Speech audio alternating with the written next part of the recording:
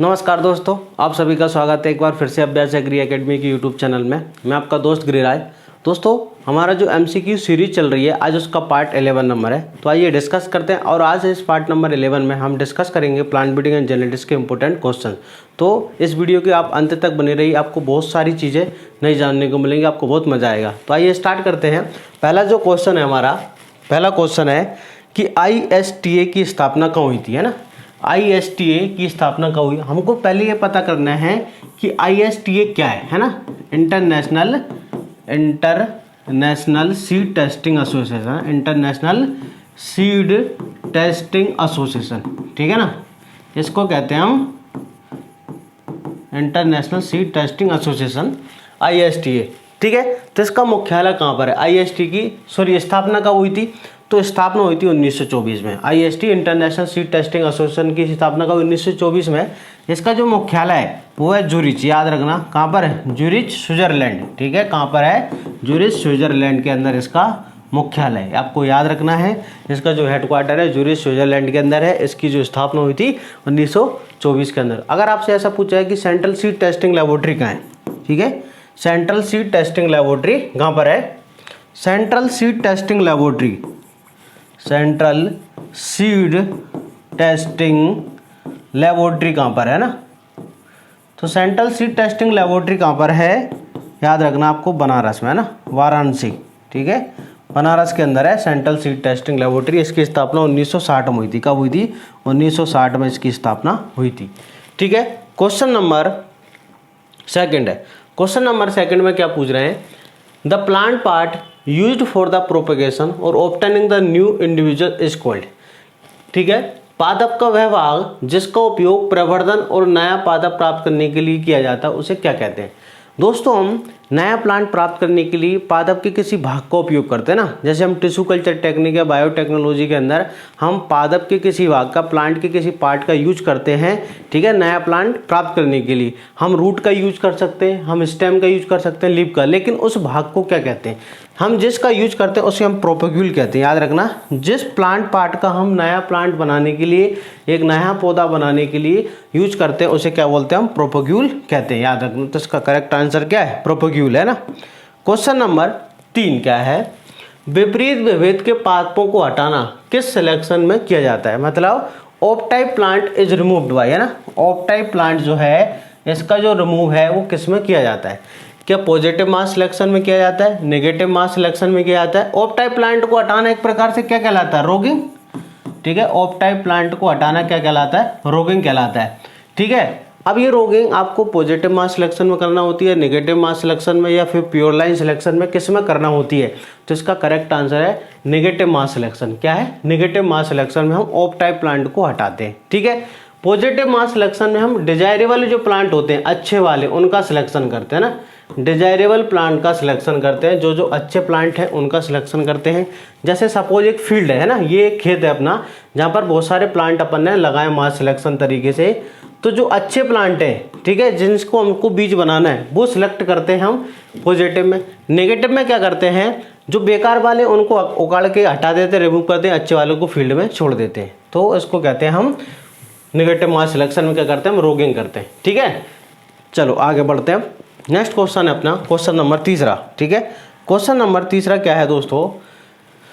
In sporophytic SI crossing between S1 S2 and S1 S3 which progeny.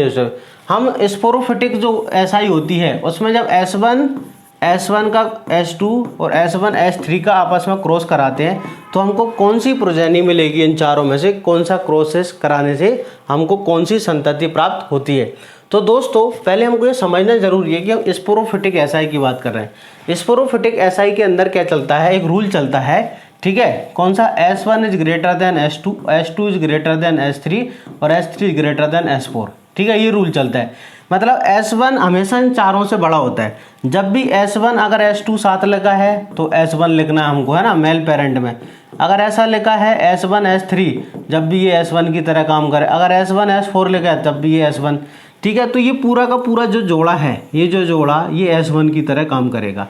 अगर देखो ऐसा होता है, अगर एक भी जीन इधर मैच कर जाती है, ये फीमेल पेरेंट है, ये कौन सा है? फीमेल पेरेंट, और ये है मेल पेरेंट। अगर इनकी एक भी जीन इधर मैच कर जाती है सपोज इधर S1 है तो इधर भी S1 है, यह है कि नहीं, ठीक है, ये S1 है। तो यहाँ पर अगर मैच कर जाती है तो यहाँ पर कोई भी प्रोजेनी नहीं बनती है ना, याद रखना, कोई भी प्रोजेनी नहीं बनती है, ठीक है। चलिए, तो यहाँ पर करेक्ट आंसर नो प्रोजेनी, ठीक है। Question number 5, plant species belongs to the gametophytic SI, ठीक है। गैमेटोफिटिक दो प्रकार की एसाई होती है, सेल्फ इनकम्पेटिबिलिटी जो होती है दो प्रकार की होती है, गैमेटोफिटिक और एक स्पोरोफिटिक, ठीक है। ये जो होती है उसमें जो पोलन ग्रैन होते हैं वो किस प्रकार के होते हैं, बाई न्यूक्लिएटेड होते हैं या फिर ट्राई न्यूक्लिएटेड होते हैं, ये बहुत सारे एग्जाम में पूछा जाता है। तो ये आंसर है बाई न्यूक्लिएटेड, ठीक है। गैमेटोफिटिक में कैसे होता है, बाई न्यूक्लिएटेड, है ना। गैमेटोफिटिक में कैसे होते हैं, बाई न्यूक्लिएटेड, और स्पोरोफिटिक में क्या होते हैं, ट्राई न्यूक्लिएटेड। स्पोरोफिटिक में क्या होता है, याद रखना, ट्राई न्यूक्लिएटेड होते हैं, ठीक है। स्पोरोफिटिक में ट्राई न्यूक्लिएटेड, यहाँ पर पूछा था गैमेटोफिटिक, तो आंसर है बाई न्यूक्लिएटेड पोलन ग्रेन्स होते हैं, ठीक है। चलिए, क्वेश्चन नंबर 5 है, a condition in which pollen is either absent और non functional in flowering plant is known as, कि पुष्पी पादपों में वह स्थिति जिसमें परागकण या तो अनुपस्थित होते हैं या फिर क्या होते हैं, कार्यविहीन, है ना। परागकण या तो क्या होते हैं, अनुपस्थित होते हैं या फिर कार्यविहीन, कोई काम नहीं करते, नॉन फंक्शनल होते हैं। इस कंडीशन को क्या कहते हैं, तो इसको कहते हैं मेल स्टेरिलिटी, ठीक है। मेल स्टेरिलिटी इसको बोला जाता है, समझ में आ रही बात, क्या कहेंगे इसको, मेल स्टेरिलिटी, नरबंधिता कहते हैं, ठीक है। नरबंधिता की जो कंडीशन होती है मेल स्टेरिलिटी में, या तो पोलन ग्रेन एब्सेंट होते हैं या फिर नॉन फंक्शनल होते हैं। देखो, सेल्फ इनकम्पेटिबिलिटी में पोलन ग्रेन फंक्शनल होते हैं, यहाँ पर पोलन ग्रेन क्या होते हैं, फंक्शनल होते हैं, ठीक है। बट जो है ना, सेल्फ पोलिनेशन नहीं होता, यहाँ पर सेल्फ पोलिनेशन नहीं होता, क्रॉस पोलिनेशन हो सकता है, ठीक है। सेल्फ इनकम्पेटिबिलिटी कंडीशन में पोलन ग्रेन अच्छे होते हैं लेकिन सेल्फ पोलिनेशन नहीं होता, उसी फ्लावर की स्टिग्मा पर पोलन जर्मिनेट नहीं होते हैं, लेकिन दूसरे फ्लावर की जो स्टिग्मा वहाँ पर जर्मिनेट हो सकते हैं। लेकिन मेल स्टेरिलिटी कंडीशन में क्या होता है, या तो पोलन ग्रेन बनते ही नहीं है, और बनते हैं तो कोई काम के नहीं होते, ठीक है। बात समझ में आ रही। हेट्रोसिस क्या होता है, हेट्रोसिस का मतलब होता है कि जो F1 है ना, F1 का सुपीरियर होना, F1 का अपने पेरेंट से सुपीरियर होना क्या कहलाता है, हेट्रोसिस। F1 का अपने दोनों पेरेंट से अच्छा होना, सुपीरियर होना, क्या कहते हैं उसको हम, ठीक है, क्या कहते हैं उसको हम, हेट्रोसिस कहते हैं। हाइब्रिड इनवाइबिलिटी का मतलब क्या होता है कि हाइब्रिड के द्वारा वाइबल ऑफस्प्रिंग का प्रोड्यूस ना होना, ठीक है ना, हाइब्रिड के द्वारा वाइबल ऑफस्प्रिंग का प्रोड्यूस ना होना, तो इसको कहते हैं। तो इसका करेक्ट आंसर तो अपना मेल स्टेरिलिटी है। क्वेश्चन नंबर 7 है, क्वेश्चन नंबर 7, विच मेल स्टेरिलिटी हाईली अनस्टेबल, ठीक है। कौन सी मेल स्टेरिलिटी सबसे ज़्यादा अस्थायी होती है, ठीक है। तो मेल स्टेरिलिटी एक होती है जेनेटिक मेल स्टेरिलिटी, इसका मतलब क्या होता है, जेनेटिक मेल स्टेरिलिटी, है ना, जेनेटिक मेल स्टेरिलिटी। ये होती है साइटोप्लाज्मिक मेल स्टेरिलिटी, क्या होती है, साइटोप्लाज्मिक मेल स्टेरिलिटी, है ना, साइटोप्लाज्मिक मेल स्टेरिलिटी। और ये होती है cytoplasmic genetic male sterility, cytoplasmic genetic male sterility, है ना, साइटोप्लाज्मिक जेनेटिक मेल स्टेरिलिटी। तो इनमें सबसे ज़्यादा जो है ना, ये ट्रांसजेनिक चार्ट, तो सबसे ज़्यादा अस्थायी होती है, कौन सी होती है, जेनेटिक मेल स्टेरिलिटी होती है। जेनेटिक मेल स्टेरिलिटी अस्थायी होने का जो कारण होता है वो होता है कि ये तापमान और लाइट दोनों से प्रभावित अफेक्ट हो जाती है ना, ये टेम्परेचर सेंसिटिव भी होती है, ठीक है, और एंड लाइट, ठीक है, लाइट और टेम्परेचर दोनों सेंसिटिव होती है, तो सबसे ज़्यादा अस्थायी होती है। मतलब स्टेराइल जो प्लांट होते हैं वो लाइट और टेम्परेचर से फर्टाइल में कन्वर्ट हो सकते हैं, ठीक है। चलिए, क्वेश्चन नंबर 7 है हमारा, क्वेश्चन नंबर 8 सॉरी, है ना। क्वेश्चन नंबर 8 क्या है, introduction that can be use for the commercial cultivation as a variety without any change in their original genotype is refers to. हम जब किसी प्लांट मटेरियल का जब इंट्रोडक्शन करते हैं, ठीक है, ऐसा इंट्रोडक्शन को हिंदी में पुरस्थापन कहते हैं, ऐसा पुरस्थापन जो मूल जीनोटाइप में किसी भी बदलाव के बिना एक किस्म के रूप में व्यावसायिक खेती के लिए इस्तेमाल किया जाता है, क्या कहलाता है। कहने का मतलब क्या है, क्वेश्चन क्या कह रहा है कि जब हम इंट्रोडक्शन करते हैं तो इंट्रोडक्शन के द्वारा जो मटेरियल लेके आते हैं, अगर हम उसको एज ए कॉमर्शियल कल्टीवेशन, किसानों को सीधा डायरेक्ट क्या करते हैं, हम खेती के लिए देते हैं, उसकी जीनोटाइप में कोई बदलाव ना करें, ठीक है। जैसे आपने पढ़ा होगा, हम TN1 वैरायटी लेके आए, है ना, राइस की TN1 वैरायटी, ठीक है, कहाँ से, फिलीपींस IRI से लेके आए, तो वहाँ से लेके आए ना, IRI international rice research institute से लेके आए, ठीक है। तो डायरेक्ट हमने क्या किया, किसानों को कल्टीवेशन के लिए दे दिया, लगाओ, ठीक है ना, उसमें कुछ भी बदलाव नहीं किया, तो इसको कौन सा इंट्रोडक्शन कहते हैं? सीधा लाए विदेश से, ठीक है, रिसर्च सेंटर से, और सीधा आपने अपने खेतों में लगा दी, उसको क्या कहेंगे? इसको कहते हैं हम प्राइमरी इंट्रोडक्शन या फिर डायरेक्ट इंट्रोडक्शन, है ना, प्राइमरी इंट्रोडक्शन या फिर इसको क्या कहते हैं हम? डायरेक्ट, है ना, डायरेक्ट के साथ साथ और क्या कहते हैं इसको? हम प्राइमरी इंट्रोडक्शन भी कहते हैं। अगर हम वहाँ से कोई वैरायटी लेके आते हैं, ठीक है, वहाँ से विदेश से कोई वैरायटी लाए, उसमें पहले हमने कुछ बदलाव किया, उसमें कुछ जीन की कमी थी वो डाली, ठीक है, या फिर सिलेक्शन करके, मतलब उसकी जीनोटाइप में कुछ ना कुछ बदलाव किया, फिर हमने उसको किसानों को एज ए वैरायटी दिया, तो उसको क्या बोलते हैं? सेकेंडरी। मतलब पहले उसको जीनोटाइप में कुछ बदलाव किया हमने, बदलाव करने के बाद अगर हम किसानों को देते हैं तो उसको क्या कहते हैं? फिर सेकेंडरी और इनडायरेक्ट कहते हैं, ठीक है। क्वेश्चन नंबर 9 है अपना, एग्जाम्पल ऑफ द होमोजीनियस और हेट्रोजाइगस, ठीक है, कि निम्न में से होमोजीनियस और हेट्रोजाइगस का एग्जाम्पल क्या है? तो देखो, ये जो सिंथेटिक वैरायटी है, सिंथेटिक वैरायटी किसके एग्जाम्पल होती है? होमोजीनियस हेट्रोजाइगस, सॉरी हेट्रो, क्या पूछा है यहाँ पर? होमोजीनियस हेट्रोजाइगस, सॉरी, है ना, सॉरी, इसका जो आंसर है होमोजीनियस हेट्रोजाइगस F1 हाइब्रिड, है ना, ये जो एग्जाम्पल है होमोजीनियस हेट्रोजाइगस के एग्जाम्पल के F1 हाइब्रिड, ठीक है। ये दोनों जो होते हैं ये होते हैं होमोजीनियस होमोजाइगस, क्या होते हैं? होमोजीनियस होमोजाइगस होते हैं, ठीक है, ये दोनों होमोजीनियस होमोजाइगस होते हैं। सिंथेटिक ये क्या होता है? हेट्रोजीनस और हेट्रोजाइगस, हेट्रोजीनस एंड हेट्रोजाइगस, ठीक है, हेट्रोजाइगस होते हैं ये। क्लियर? चलिए आगे बढ़ते हैं। क्वेश्चन नंबर 10 है अपना। क्वेश्चन नंबर 10 क्या है? The deliberate mixture of isogenic line, closely related line और unrelated line is known as, मतलब isogenic line, closely related line और क्लोजली अनरिलेटेड लाइन, तीनों के मिक्सचर को क्या कहते हैं? ठीक है, इनके मिक्सचर को, किस किस के मिक्सचर को? आइसोजेनिक लाइन, ठीक है, isogenic line plus closely related line, closely related line, ठीक है, and unrelated line, unrelated line, इनके मिक्सचर को हम क्या कहते हैं? तो इनके मिक्सचर को बोला जाता है, याद रखना, मल्टी लाइन। इन्हीं से बनाते हैं हम मल्टी लाइन वैरायटी। क्या बनाते हैं? मल्टी लाइन जो वैरायटी बनाई जाती है इन तीनों का मिक्सचर होती है ना, तो इसका करेक्ट आंसर है मल्टी लाइन, ठीक है। नेक्स्ट क्वेश्चन की तरफ चलते हैं, क्वेश्चन नंबर 11, ठीक है। क्वेश्चन नंबर 11 है, क्या है? Refers to the superiority of F1 over, ठीक है, superiority of F1 over the standard commercial check variety is known as, कि F1 जो है, F1 का, उसके जो F1 हाइब्रिड जो है, ठीक है, F1 हाइब्रिड का सुपीरियर होना, ठीक है, किससे सुपीरियर होना? कॉमर्शियल चेक वैरायटी से। किससे? कॉमर्शियल चेक वैरायटी से, चेक वैरायटी से क्या होना? सुपीरियर होना। तो इसे क्या बोला जाता है? याद रखना, इसको हम क्या कहते हैं? यूजफुल हेट्रोसिस कहते हैं। क्या कहते हैं? यूजफुल हेट्रोसिस कहते हैं।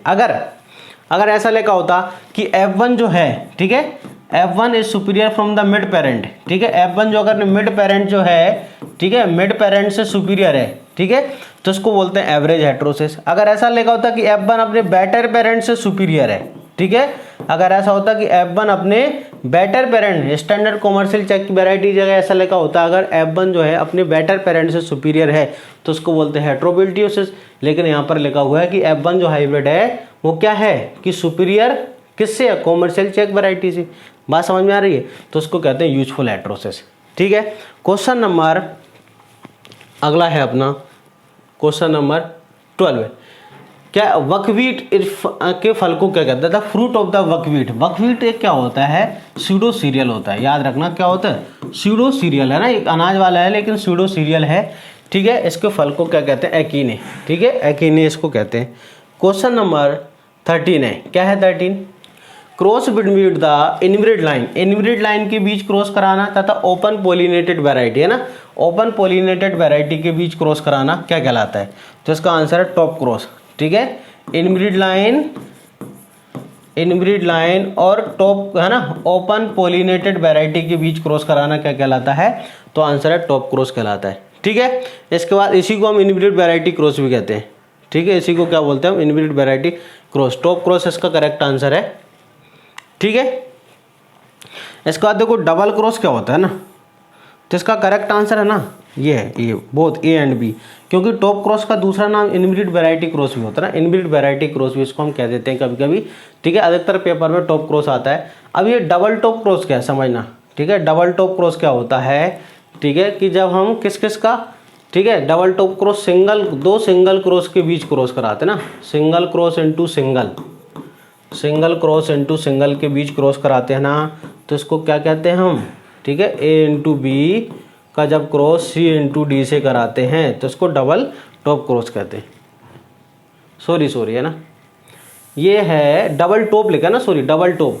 देखो डबल टॉप जो मैंने आपको अभी बताया वो तो डबल क्रॉस था, डबल टॉप लिखा, सॉरी है ना, यहाँ पर डबल टॉप लिखा है।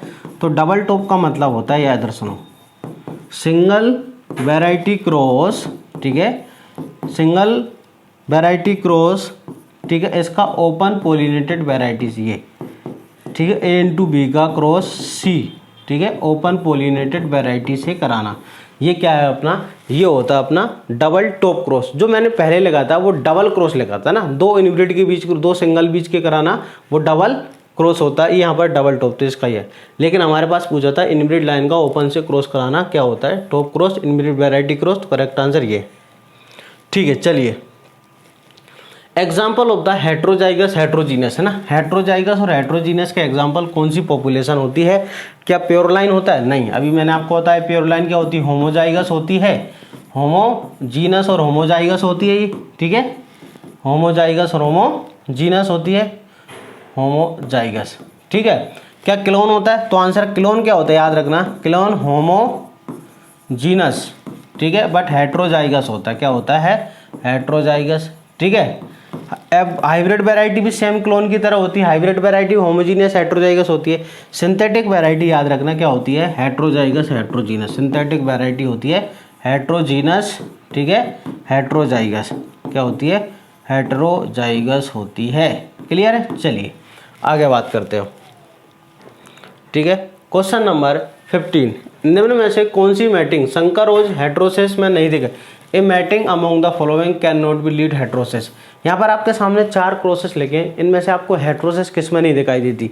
देखो यहाँ पर दोनों तरफ, यहाँ पर डबल ए है और यहाँ पर जिस जगह डोमिनेंट जीन अलग अलग होती है वहाँ हेट्रोसिस होती है, इसमें होगी, ठीक है। यहाँ पर डबल बी है, इसके बाद ये अलग है तो यहाँ पर होगी। देखो यहाँ पर इस तीसरे वाले में क्या हो रहा है, डबल ए डबल बी और इधर सेम है, दोनों तरफ सेम है तो इसमें नहीं होगी, ठीक है। दोनों तरफ चीज़ें सेम नहीं होना चाहिए, अगर इधर डबल ए है तो अगर इधर ही डबल है तो फिर नहीं होगा, इधर डबल बी या सी जो भी। तो यहाँ पर करेक्ट आंसर क्या है कि दोनों तरफ डोमिनेंट जीन अलग अलग, दोनों तरफ डोमिनेंट जीन अलग अलग होगी तभी हेट्रोसिस होती है। अगर दोनों तरफ डोमिनेंट जीन अगर एक जैसी होती है तब हेट्रोसिस नहीं होती है, ठीक है। तो इसका करेक्ट आंसर क्या होता है ये। Question number 16, a fertilize mature ovule which possess an embryonic plant food reserve and protected coating in plant species, इसको क्या कहते हैं, तो आंसर है बीज। बीज में क्या क्या होता है, देखो बीज के अंदर, बीज क्या होता है, एक फर्टिलाइज मैच्योर ओव्यूल होता है जिसके अंदर क्या होगा, आपको एक एम्ब्रियोनिक प्लांट मिलेगा, फूड रिजर्व मिलेगा और साथ साथ में सीड कोट मिलता है। सारी चीज किसके अंदर होती है, तो आंसर है सीड के अंदर होती है, तो इसका करेक्ट आंसर है सीड। क्वेश्चन नंबर 17 है, the number of double cross will be equal to, तो डबल क्रॉस कैसे, तो आंसर ये, ठीक है, double cross n into n minus 1 n minus 2 n minus 3 upon 8, ठीक है। चलिए क्वेश्चन नंबर 18 है, क्वेश्चन नंबर 18 क्या होता है, the immediate effect of pollen on the character of the endosperm, है ना, एंडोस्पर्म पर पोलन ग्रैंड का इफेक्ट पड़ना, इसको क्या कहते हैं, जीनिया। और पोलन ग्रैंड का मैटरनल टिश्यू पर, ठीक है, अगर ऐसा है मैटरनल टिश्यू पर इफेक्ट पड़ता है ना, मैटरनल टिश्यू पर इफेक्ट पड़ता है तो मेटाजीनिया, अगर एंडोस्पर्म पे पड़ता है तो जीनिया कहते हैं, ठीक है। पराग कणों का एंडोस्पर्म पर जो इफेक्ट पड़ता है उसको क्या बोलते हैं, जीनिया कहते हैं, ठीक है। चलिए आगे बात करते हैं। क्वेश्चन नंबर 19 क्या है, which one of the following is the simplest method of the testing the general combining ability, है ना, जनरल कंबाइनिंग एबिलिटी को मेजर करने का सबसे सरल तरीका कौन सा होता है, तो आंसर है टॉप क्रॉस। कौन सा होता है, टॉप क्रॉस मेथड से हम क्या करते हैं, जनरल कंबाइनिंग एबिलिटी, और सिंगल क्रॉस से करते हैं SCA, इस पर से कंबाइनिंग एबिलिटी टेस्ट करते हैं, ठीक है। क्वेश्चन नंबर 20 है, हेट्रोसिस इज मैक्सिमम, किस क्रॉस में हेट्रोसिस सबसे ज़्यादा होती है, मतलब heterosis maximum exploit.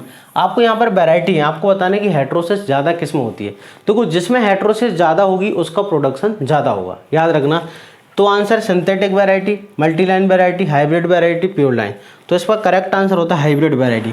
Hybrid variety में क्या होता है, हाइब्रिड वैरायटी का उत्पादन हमेशा ज़्यादा होता है। उसका कारण क्या होता है, उसका कारण उसमें हेटेरोसिस हमेशा सबसे ज़्यादा होती है। हाइब्रिड वैरायटियों के अंदर हेटेरोसिस सबसे ज़्यादा होती है, इसलिए हेटेरोसिस होती है ना। ठीक है, हाइब्रिड वैरायटी का प्रोडक्शन ज़्यादा क्यों है, क्योंकि हेटेरोसिस सबसे ज़्यादा होती है। ठीक है, क्वेश्चन नंबर 21। ठीक है, maximum heterosis is represented by, किस क्रॉस के द्वारा सबसे ज़्यादा हेटेरोसिस। अभी एडीए के अंदर एक क्वेश्चन आया था कि भाई कौन सा क्रॉस जो होता है सबसे ज़्यादा यूनिफॉर्म होता है। तो जो सिंगल जो क्रॉस होता है ना, सिंगल क्रॉस जो होता है ये सबसे ज़्यादा हेटेरोसिस भी होता है और सबसे ज़्यादा यूनिफॉर्म भी होता है। ये एमपीपीएससी जो एग्ज़ाम था, ठीक है, एडीए, वहाँ पर एक क्वेश्चन आया हुआ था कि कौन से क्रॉस सबसे ज़्यादा यूनिफॉर्म होता है, तो सिंगल क्रॉस होता है और सबसे ज़्यादा हेटेरोसिस भी इसी में होती है। ठीक है, चलिए question number 22। A variety produce by crossing, ठीक है, ये डेफिनेशन है। ए variety producing by the crossing A inter number of the genotype selected from the good general combining ability in all possible hybrid combination with subsequent maintenance of the variability by open pollination. इस मतलब क्या होता है, हम general combining ability के कुछ plants को, अच्छे प्लांट्स को है ना, उनके बीच क्रॉस कराने के बाद जो वैरायटी बनाई जाती है उसे क्या कहते हैं, तो उसे क्या बोलते हैं, सिंथेटिक वैरायटी। उसे क्या बोलते हैं हम, सिंथेटिक वैरायटी उसे कहते हैं। क्वेश्चन नंबर, आज के क्वेश्चन थोड़ा स्टैंडर्ड है ना, बहुत ही ज़्यादा स्टैंडर्ड, आपको कहीं नहीं मिलेंगे इस तरह के क्वेश्चन, ना आपको कोई करवाएगा। ठीक है, लेकिन ये एग्जाम में डायरेक्टली पूछे जाते हैं, आप इनको अच्छे से याद रखना। The practical use of male sterility and sterile line. ठीक है, मेल स्ट्राइलाइन का प्रैक्टिकल यूज क्या होता है, तो आंसर है हाइब्रिड सीड प्रोडक्शन। ठीक है, हाइब्रिड वैरायटी बनाने में मेल स्टेरिलिटी का, आपसे पूछेंगे मेल स्टेरिलिटी का यूज क्या है, तो हाइब्रिड सीड बनाने में इसका यूज होता है। ठीक है, ये बहुत सारे एग्जाम में ये क्वेश्चन पूछा गया है। Question number 24।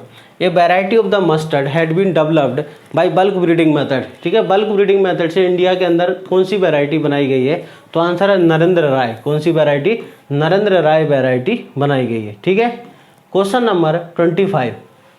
Which one of the selection method will be suitable for the purification of the existing pure line variety. हमारे पास जो प्योर लाइन वैरायटी जो होती है उसके सुधार के लिए ना, उसके प्यूरिफिकेशन के लिए, उसको शुद्ध करने के लिए कौन सा क्रॉस कराया जाता है, तो आंसर है मास सिलेक्शन। याद रखना, कौन सा, मास सिलेक्शन। कौन सा वाला, और नेगेटिव मास सिलेक्शन। याद रखना, नेगेटिव मास सिलेक्शन जो होता है वो वेराइटल प्यूरिफिकेशन से होता है ना, वेराइटल प्यूरिफिकेशन से। क्लियर है, तो नेगेटिव मास सिलेक्शन के द्वारा हम क्या करते हैं, वेराइटल प्यूरिफिकेशन करते हैं। क्वेश्चन नंबर 26 है, what is the most effective method of transfer the oligogenic character. ठीक है, in otherwise agronomically superior genotype. किसी एग्रोनॉमिकली सुपीरियर जीनोटाइप के अंदर ओलिगोजेनिक जीन को ट्रांसफर करना, ओलिगोजेनिक कैरेक्टर को ट्रांसफर करना, तो ये इंपॉर्टेंट क्वेश्चन है, बहुत सारे एग्जाम से पूछा जाता है। इसका आंसर है back cross. Back cross method से हम कौन सी जीन को ट्रांसफर करते हैं, ओलिगोजेनिक। याद रखना, कौन सी, ओलिगोजेनिक, है ना। ओलिगोजेनिक जीन जो होती है उनको ट्रांसफर किया जाता है। ओलिगोजेनिक कैरेक्टर क्या होते हैं, ऐसे कैरेक्टर। ठीक है, ओलिगोजेनिक कैरेक्टर्स क्या होते हैं, ठीक है, ओलिगोजेनिक कैरेक्टर्स क्या होते हैं, ऐसे कैरेक्टर, ठीक है, कि जिनका कंट्रोल वन और फ्यू जीन करती है। ऐसे कैरेक्टर जिनका कंट्रोल वन और फ्यू जीन करती है उन्हें क्या कहते हैं, उन्हें हम क्या कहते हैं, ओलिगोजेनिक कैरेक्टर कहते हैं। बात समझना, ऐसे कैरेक्टर जिनका कंट्रोल वन और फ्यू जीन करती है उन्हें ओलिगोजेनिक कहते हैं, और ऐसे कैरेक्टर जिनका कंट्रोल मोर देन 2 जीन करती हैं उन्हें हम क्या कहते हैं, पॉलीजेनिक कैरेक्टर। क्या कहते हैं, पॉलीजेनिक कैरेक्टर कहते हैं। समझना आप, है ना, क्या कहते हैं, पॉलीजेनिक कैरेक्टर की ऐसे लक्षण जिनका कंट्रोल मोर देन 2 जीन करती है, बहुत सारी जीन करती है, उन्हें हम पॉलीजेनिक कहते हैं। ठीक है, पॉलीजेनिक कैरेक्टर की जीन का जो ट्रांसफर होता है वो पेडिग्री मेथड से करते हैं। किससे, पेडिग्री मेथड से किया जाता है। क्लियर है, तो यहाँ पर आंसर है बैक क्रॉस मेथड। ठीक है, चलिए क्वेश्चन नंबर 27 है, the concept of multiline variety use of the varietal mixer to control the disease in oats was first time suggest. मतलब मल्टीलाइन वैरायटी पहली बार किस में बनाई गई, किस में, है ना, सजेस्ट की गई कि इसमें बनाना है मल्टीलाइन को, डिजीज रेजिस्टेंट वैरायटी। तो जैनसन नाम के वैज्ञानिक ने ओट्स में, है ना, किस में सबसे पहले बनाई, ओट्स में, 1952 में, है ना, 1952 के अंदर जॉनसन जो वैज्ञानिक उसने ओट्स के अंदर कुछ मल्टीलाइन डिजीज रेजिस्टेंट वैरायटीज बनाई। ठीक है, याद रखना। और जो बार्लोग है उसने 1953 में, है ना, इसने 1953 में वीट की मल्टीलाइन बनाई, गेहूं की मल्टीलाइन बनाई बार्लोग ने। क्वेश्चन नंबर अगला हमारा 28, 28 क्वेश्चन क्या है, सेंटर ऑफ ओरिजिन कंसेप्ट है। सेंटर ऑफ ओरिजिन कंसेप्ट किसके द्वारा दिया गया है, तो आंसर वेबिलोव है ना, एन.आई. वेबिलोव के द्वारा, एन.आई. वेबिलोव, याद रखना, एन.आई. वेबिलोव के द्वारा 1926 में सेंटर ऑफ, जो हम पढ़ते हैं ना एन.आई. वेबिलोव है ना, एन.आई. वेबिलोव, तो हम जो पढ़ते हैं उत्पत्ति स्थान सेंटर ऑफ ओरिजिन है ना, पढ़ते हैं कि उत्पत्ति की सेंटर ऑफ ओरिजिन या उत्पत्ति ओरिजिन प्लेस जो पढ़ते हैं वो किसने बताया, एन.आई. वेबिलोव ने बताया। ठीक है, 8 मेन सेंटर बताए थे इसने, 8 जो थे वो मेन सेंटर थे और 3 सब सेंटर थे ना, 3 क्या थे, सब सेंटर, 3 सब सेंटर थे और 8 क्या थे, मेन सेंटर थे। ठीक है, चलिए क्वेश्चन नंबर 29, क्वेश्चन नंबर 29 है, Johnson developed by the pure line theory. जो आपको पता है कि जॉनसन ने प्योर लाइन थ्योरी दी है, ठीक है, using the seeds of the variety, ठीक है, बीन्स, राजमा जो है, राजमा पर प्रयोग किया था, राजमा की किस वेराइटी पर उसने प्रयोग किया था, तो आंसर है प्रिंसेस, है ना, कौन सी वेराइटी पर, प्रिंसेस वेराइटी पर उसने एक्सपेरिमेंट किया था और प्योर लाइन थ्योरी उसने दी थी। ठीक है, क्वेश्चन नंबर 30 है, क्वेश्चन नंबर 30 क्या है, ऑटोगैमी इज प्रमोटेड, है ना, ऑटोगैमी का मतलब क्या होता है, सेल्फ पोलिनेशन, है ना, क्या होता है, सेल्फ पोलिनेशन को ही क्या कहते हैं हम, याद रखना, ऑटोगैमी कहते हैं। तो ऑटोगैमी किसके द्वारा प्रमोटेड की जाती है, तो सेल्फ पोलिनेशन से, याद रखना। ठीक है, अब कौन कौन से तरीके हैं जैसे सेल्फ पोलिनेशन बढ़ने के चांसेस ज़्यादा होते हैं, ऑटोगैमी को कौन कौन से तरीके हैं उस बढ़ाते हैं, तो बाइसेक्सुअलिटी, तो आंसर है बढ़ाता है, होमोगैमी, क्लस्टोगैमी, तो करेक्ट आंसर है ये। अब हमको याद रखने के भाई बाइसेक्सुअलिटी का मतलब क्या है, बाइसेक्सुअलिटी का मतलब होता है कि एक ही फ्लावर में मेल फीमेल का होना। ठीक है, मेल और फीमेल जो पार्ट्स होते हैं, मेल और फीमेल जो पार्ट होते हैं, ठीक है ना, उनका सेम फ्लावर में प्रेजेंट होना, एक ही फ्लावर के अंदर प्रेजेंट होना। एक फ्लावर है जिसमें नर और मादा दोनों भाग होते हैं, तो हमेशा क्या होगा, सेल्फ पोलिनेशन होगा, तो उसको क्या बोलते हैं, बाइसेक्सुअलिटी। होमोगैमी का मतलब होता है कि जो एंथर और स्टिग्मा है दोनों का मैच्योरेशन टाइम एक समान होना। ठीक है, होमोगैमी का मतलब क्या है कि दोनों का मैच्योरेशन, एंथर जो है और स्टिग्मा, ठीक है, स्टिग्मा व एंथर जो है दोनों का जो एंथर का मैच्योरेशन टाइम सेम होना। ठीक है, मैच्योरेशन टाइम क्या होना, एक समान होना। जब दोनों एंथर और स्टिग्मा एक साथ मैच्योर होते हैं तो उसे क्या बोलते हैं हम, होमोगैमी कहते हैं। ठीक है, तभी सेल्फ पोलिनेशन बढ़ेगा। क्लस्टोगैमी क्या होता है, pollination and fertilization takes place in unopen flower bud, है ना, क्या होता है, पोलिनेशन, पोलिनेशन, ठीक है, and fertilization, fertilization takes place in unopen flower bud, है, अनओपन फ्लावर बड। ठीक है, तो ये भी हमेशा क्या करता है, ये भी सेल्फ पोलिनेशन को बढ़ाता है, तो इसको क्या कहते हैं, क्लस्टोगैमी। तो यहाँ पर करेक्ट आंसर है उपरोक्त सभी।